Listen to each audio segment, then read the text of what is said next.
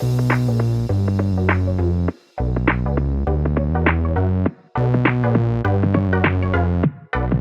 welcome everybody to another episode of Chris and Dave's Reality Cast. I'm one of your hosts, Chris, and my co-host and very good friend is Dave. Hey there, Chris, and hello to our listeners out there. Welcome to Chris and Dave's Reality TV Cast. We are covering Love Island Australia, Season 4, Episodes 17 through to 20. And Chris, this is X's week, so what did you think?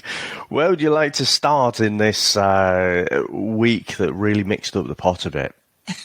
Well, did it, Dave? Did it really? So we start off with Jason coming in, Claudia's ex. We get all this thing, the back end of last week, like, we're going to have fireworks. There's going to be a massive wrench. Is Claudia lying about this Jason? Is it the old classic that some of the guys have done to some of the girlfriends where they've just not told them and just appeared in Love Island, or they broke up conveniently a week before? And then, their exes are in like the news and that, saying like we were together up to last week sort of thing. And they alluded to that. However, I don't know whether it played out like that. But this Jason came in, Dave, fuck me, smooth as anything. If he was a lollipop, he'd lick himself. Claudia's ex, and he ends up going on a date with Jess, Dave, who, Jess, let's be honest, he's like the fucking exorcist. The head spins and turns more than anyone. A 10-minute conversation with Jason was enough for her to throw Al or under the bus for this episode. So where do you want to start with all that stuff, Dave? Yeah, I guess let's start with Jason. So I'd speculated last week that all this narrative, this excuse making for basically Claudia's behaviour, that, she only can't trust Austin because all of her previous boyfriends were absolute bastards and treated her like shit and cheated on her and everything. And he comes in, guess what? He's not that. He's not what you described. And you know what I thought was funny? I mean, Callum is a knob. We said in the last episode, don't like him, wouldn't be his friend. I don't like the way he speaks to women. But I was glad he was in the villa causing and stirring shit like no tomorrow. Like, I think if I was there, I probably would be thinking, what the fuck's it got to do with you? But I'm not there. I'm watching this for entertainment, and I want to see him stir the pot a bit. And you know what, Chris? He can sniff out, because he's such a fucking player himself, he can sniff out that there's something there, that something doesn't add up to what Claudia has been saying. And Claudia got really angry about it. And I feel like this is going to be quite a divisive one, because I feel like lots of people are just saying, well, fuck, Callum's a knob, nothing to do with him, and the past is in the past. That's kind of what Jess was saying, that, what's happened before Love Island, it doesn't really matter. And she's kind of right. But when you're lying about the situations to explain your own behaviour, then it does become relevant. Not the fact that you have previous boyfriends, girlfriends, all of the above. It doesn't matter. But, when you're painting a picture that influences your current behaviour in the villa, then it matters. And so Chris started off the week with a bang. Fucking loved it. So I'm sort of with you on this. Like, Callum, what a wanker last week. Absolutely called him out quite rightly, and was like, how his fans and family, like, oh, he's probably a cheeky chappy. However, it's a bit like when we've had this with some of these divisive characters where they do make good points at times. And I'm with you. Something's gone on there, because Jason had said a couple of things, and he sort not really backtracks, but he didn't really want to throw Claudia under the bus. But it's like when you're on a TV show where cameras are everywhere, they're going to use any little sentence they think is going to push the drama, give us a bit of something, make a little bit of negativity between Claudia and Austin's relationship. And I think Callum work some stuff out. But also, Dave, who the fuck is he to start doing that? Of all the people to start calling Claudia out. And then Mitch got involved, which I think was more down to Phoebe OG, his misinterpretation of something, Dave, because then that all kicked off and Mitchie's just shitting himself. And he's like, oh, fuck. Claudia's like, what the fuck are you all looking at? And she's giving him some stuff. There's something there between them. And Jason played the mum fucking card on her, didn't he? You know, I speak to your mum 4 times a week. What a guy. And he's the sort of one that when Claudia, if she does stay with Austin, when they're at home, and mum's going to be like, oh, I spoke to Jason. He's doing fantastic. But I do think, Dave, at the end of it, Jason played an absolute blinder because I tell you what, she was pining for him more than she would like to admit. I thought that him leaving the way he did, one, we've actually got someone who's genuine, Dave. He had no intention to go for someone. I even said it, I'd just be playing the game, I'd just be lying. Finally, we looked like we had a genuine person at the end, but she was all over the place. I know she's like, oh, it made me feel like, you know, you're the right one, Austin. Bull fucking shit, Dave. She was like, this man has come and dropped everything. He wants to take me back. What am I doing? I loved it. I love that narrative that he did. I thought it was brilliant. He's playing the long game, and I actually ultimately think they might get back together. I think so. I think it could well happen. I did like, what was the line he used? Something like, you don't want to get with me, I don't want to get with you, so, you know, there's no point in being here. Yeah. And that simple line, she's like, well, not necessarily. Yeah. And I think, you know, like I say, it does seem like a genuine play. It does seem, I can't figure it out. You know, the story they were telling about sounded like he went off on a plane for 3 weeks or something, and then comes back next minute. She's off off to Love Island kind of thing. So it does seem like there was unfinished, you know, or inconclusive data on the breakup, Chris. It wasn't like, I'd tell you what, it certainly wasn't that Jason was not a bastard and cheated on her. Yeah. Yeah. And no one really called out that point, that she's saying, oh, all my previous boyfriends cheated. Bullshit. Right? For whatever reason, they didn't call that out explicitly, but the way she was getting so angry, I mean, part of that is, you know, just what the fuck's it got to do with you? But I think Hennessy put in the group, like, the lady just protests too much. You know, the way she was acting, it was clear there was something uncomfortable about that whole interaction. So, yeah, I wouldn't be surprised at all if after the show is finished, she ends up back with Jason. Yeah, and I did love that. I agree. And I did like Austin when he said he was going. He's like, what a fucking guy. I was like, yeah, because the threat to your relationship, he's going, mate. You know, yeah, I did like that, David. He was really bigging Jason up one. He was like, oh, great guy. But you mentioned Jess as well. God, Chris, I said last week, don't like any of this lot. But there's something about Jess's immaturity that just winds me up. And, you know, she's calling out Al for his immaturity, but it's like the Spider-Man meme, isn't it? They're both pointing at each other, and also I'm kind of thinking, so you did watch Maths, right? You saw what Al was like, so why are you surprised by that?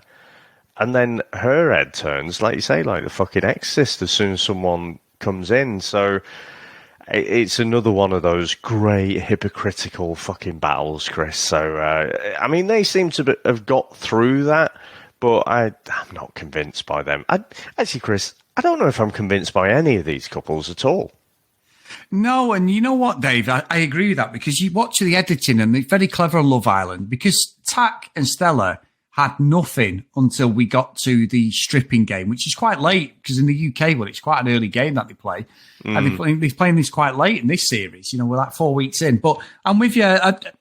There's nobody I'm rooting for. I think Austin and Claudia may win it by default. Al's not going to win it. And I think, just going slightly back to that, Al made a good point. I think Al's there. He's a fuckboy. He's not interested. Jess will be gone as soon as they leave the villa. 100%. We remain friend bollocks and all that. But he did say, well, I'm sure if I spoke to her the way she spoke to me, she'd have something to say. Exactly. About, you know what I mean? So I agreed with Al there on that, even though I do think he's playing her just to stay in the game. But I'm with you. I'm not, even individually, like in the UK one, you'd have one person, you'd be like, yeah, they're nice people, so I'm sort of rooting for them, but their partner's a fucking bell end. None of these to care for. I don't think they bring anything to the table.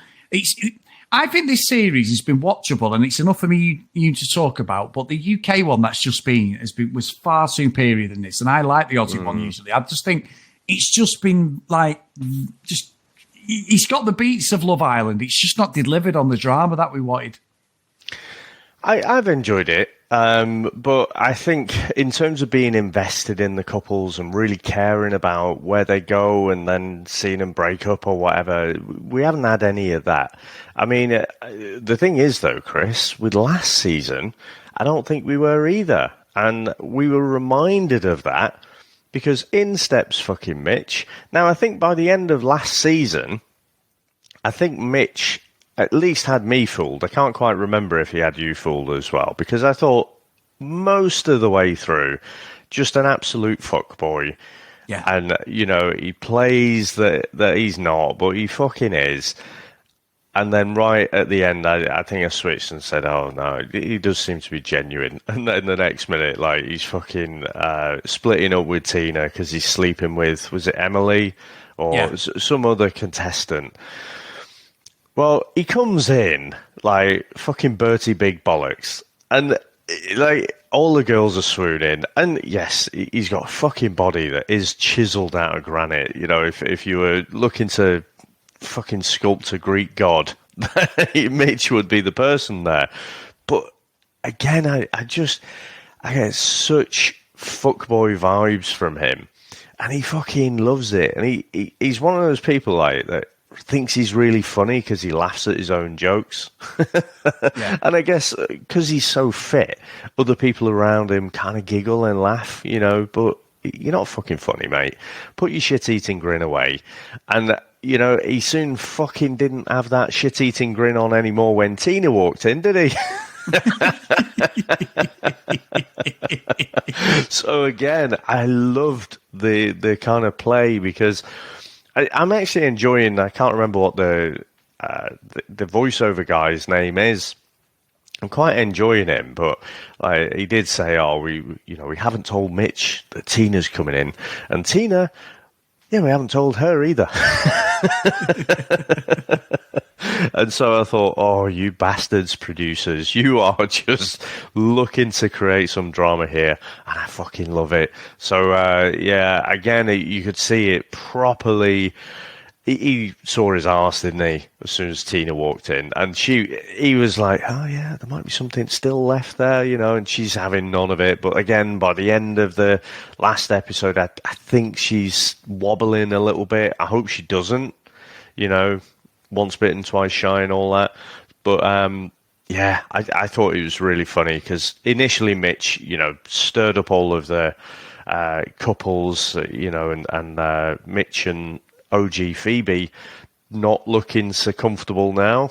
And actually Mitch had a good point, OG Mitch, that, she's kind of doing exactly what she said I shouldn't be doing. She's literally doing the same thing. But that's okay. But what he was doing was not okay. Yeah. So I thought bringing them two in was good, and I again, for me, it stirred it up quite well. Yeah, and I'm with you because I think the Mitch from last season came in with the Adam Collard script. Basically, he went like you said. I'm with you 100%. I never felt ill of him or anything. I thought he was actually okay. I know they had a few bumps here, them and Tina, but ultimately they were the best of a bad bunch. He's come in basically, I'm going to be fuckboy. And I mentioned you off the podcast. I saw Adam Collard talking this week on a podcast, and it was like, well, why did you go into Love Island? And he was like, I wanted to open a second gym. He's like, yeah, there was the redemption side of it, but really, I didn't give a fuck. Now, he's not with Paige, as we know, but basically it was more the money and everything. He said he literally only found out he was going on about 3 or 4 days before. There'd been talk of it, but he didn't know. And he said he was away on holiday, and it was literally like, right, I've got to get back and get straight in there. So I honestly don't understand the logic of having last year's winners come in. I don't think it offers anything. I don't know whether the shorter contestants, someone's decided, let's make this interesting. That doesn't mean anything to me. I don't think having them two in there adds anything. Mitch has been a bellend. He's chasing Phoebe, OG. There was a bit of a kiss in that when they did the stripping thing, and like the OG Mitch was like, fucking hell, I'm fucked it. How can he compete with that? He's just come across as a right prick who's obviously playing us last season. And I don't know. Like you say, he was crying his eyes out when Tina come in. She doesn't care. Are they going to get back together? Is that the narrative that they're trying to play out, Dave? Love conquers all? I don't know, but I'm not buying any of that nonsense, if I'm being honest. Well, no, I think the problem is, I think she probably does still have feelings for him, and I appreciated the fact that Tina called out Mitch and said, well, you said to me you weren't looking for anything serious, so what the fuck are you doing here? Yeah. Cue Adam Collard's comment, I wanted to open another gym. So, yeah, totally for the love. So, for me, that just made him look a bit stupid. Again, I don't know, maybe it's just cynical old farts like us who pick up on that stuff. And, maybe there's people out there rooting for them to get back together. But, I think that'd be the worst fucking thing. He's fucked you over. Apparently, Chris, he slept with this Emily. Again, I'm sure it's Emily. Straight after they split up. Yeah. Bullshit. There's some crossover there. I am 100% sure. So, again, it should be a closed door. And you know what? I did enjoy it this week, to be fair, when it put them in. But it does seem like they're trying to throw stuff at the wall. Because the thing with Adam Collard, right, he was from season 3 and pops up on season 7. Yes. That's different to getting last year's winners in. So now they've got last year's winners in and someone who was on maths.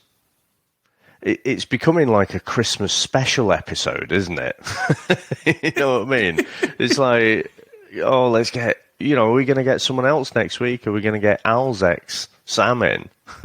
I'd fucking love that, to be fair. But, I just think, yeah, you're right. It should be these people who haven't got their reality TV careers, and can fool us into thinking they're in there for love, and give them the opportunity. But, right now there's 3 spaces in the villa for people who've already had that opportunity. So, yeah, it does feel a little bit off when you put it like that. And also, you've missed the trick there, Dave. Completely agree. You know what it feels like, don't you? A bunch of incestuous bastards on the fucking Bachelor franchise. Yeah. 100%. Yeah. It's like, once you're in for life. You're going to be on fucking Love Island Revisited, Love Island, I Live Next Door. I'm making all these shows up, by the way. Love Island, You Want to Sleep With My Ex. There's going to be all sorts of fucking extensions of Love Island. And I don't get it. I just don't get why or what's the point. And like you said, they're still in the public eye and they're going to carry on making money at the end of this. Yeah, just weird. Like you say, enjoyed the week, enjoyed the concept. But I think what you said is absolutely right. They're just throwing stuff at the board, hoping something sticks, because that's exactly how it felt. It felt like they thought, let's make these things up. They didn't actually really think. There was no thought process behind this whole thing. It was just like, this is going to work. And no one said to them, but why do you think it's going to work? And it's just off. The Jason thing was off. We've actually got a genuine person. But what was the point of him even coming in? What was the point of that? He's gone within 2 days. Didn't work. He's gone. See ya. Do you remember that Bachelor season where you had that woman turning up? And it was in the car, driving up to the mansion. It was in fucking lockdown. Yeah, people carrier. But she was gone in an episode. Yeah, no. I always thought we'd have a connection. We'd never met. And she turns up in a kid's fucking people carrier thing with the baby seats. Let me in. It was like, see, you don't let the door hit you on the fucking house on your way out, love. It was just nonsense, wasn't it? It was so fucking fake. Oh, Dave, you know what? We haven't done The Bachelor for ages, but when you talk about shit like that, I think we need to have a go at them fuckers once more. I've missed having a go at them bunch of incestuous tosspots. Oh, my God. I know, we missed out on the last couple of... the last Bachelorette season was meant to be an absolute car crash, but, I mean, I think we did need a break from it. It was just... Oh, it was such a slog. Even though it's like one episode a week, it just felt like a massive slog to do that. But, yeah, we should get back to it, because it is just pure comedy, isn't it? Like, unintentional comedy. I love it though when you're like, I'm not a cheater. Next minute, I'm fucking snogging someone else. I'm not a cheater. You've just the Mix one in.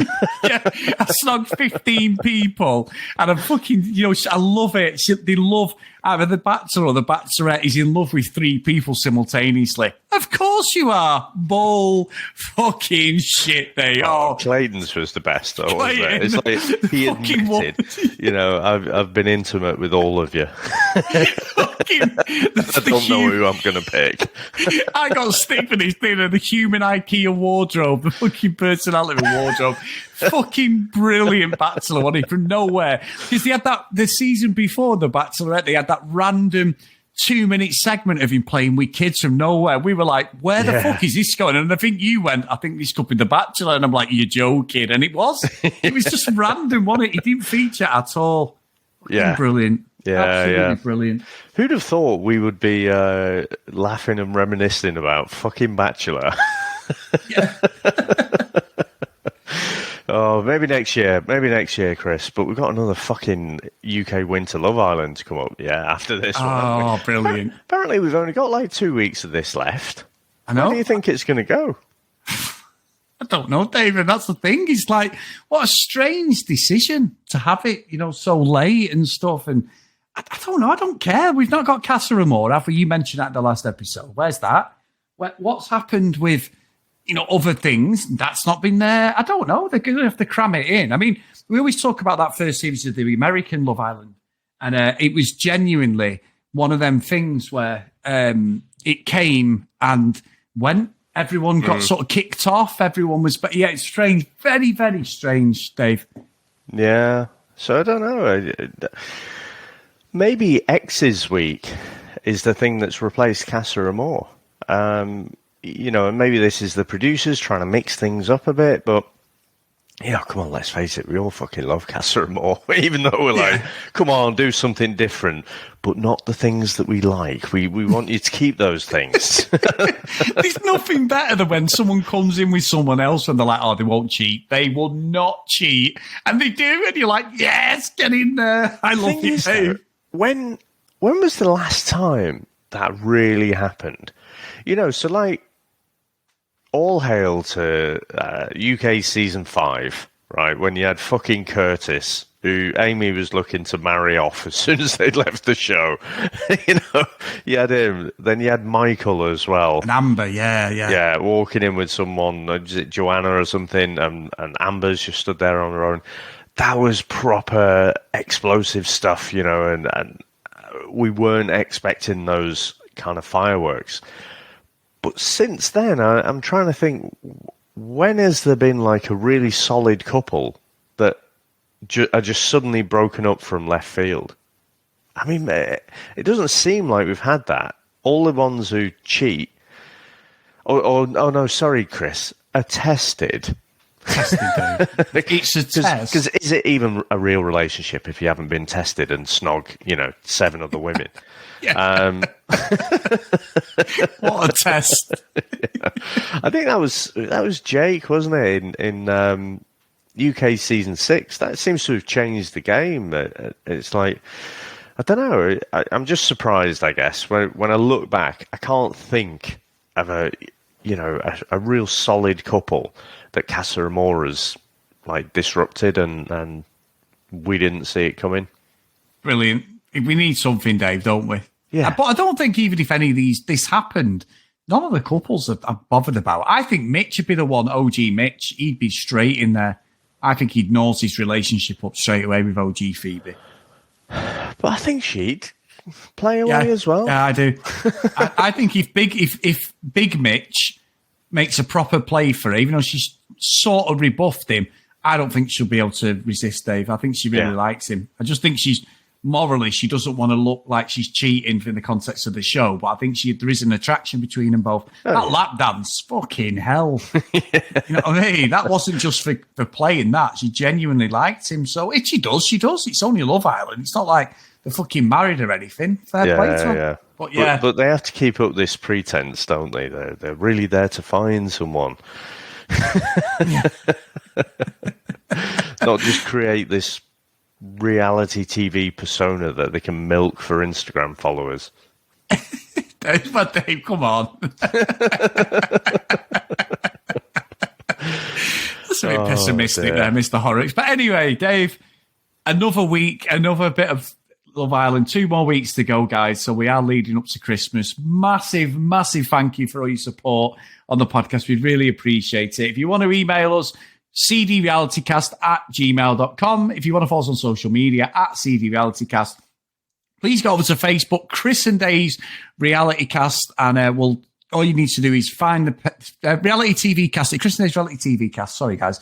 And then also, we just approve you come in. And we've seen, Dave, we are on people's Spotify end-of-year wraps. Now, there's a few people, we're number 1, we're number 2 or 3. You must do better. But no, just to be in people's rotation of podcasts is unbelievable, because I have a rotation of podcasts that are not ours as well. So I think it's really, really nice, guys. And thanks for posting them over there. That's amazing, isn't it? It's so unexpected, really, but heartwarming, Chris. Heartwarming and humbling.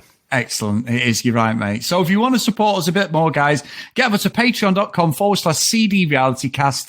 And today's roll call of honour is Ken Gustafson, Lucky Lulu Green, Lauren Hennessy, Susan Priscilla, Dee Dee, Katie, Libby, Joanna, Jacqueline, Brianna, Helen, Keith, Michelle, Gillian, Zoe, Kristen, Maggie, Annabeth, Kate, Megan, and Cassie. So thank you so much, guys, for all your support. It's so good. And we get another week out of the way, Mr. Horrocks, and we will be meeting up, which will post a picture up on our Facebook page, guys. So if you've never seen me and Dave in the flesh, you will see us together for the first time in about 2 years, Dave, isn't it? No, it's good. I'm looking forward to it. Not looking forward to the drive, but looking forward to some beers. Yeah, good stuff, mate. And Prosecco as well, Dave. Prosecco, of course. Okay, mate. Well, I will see you tomorrow. Bye now.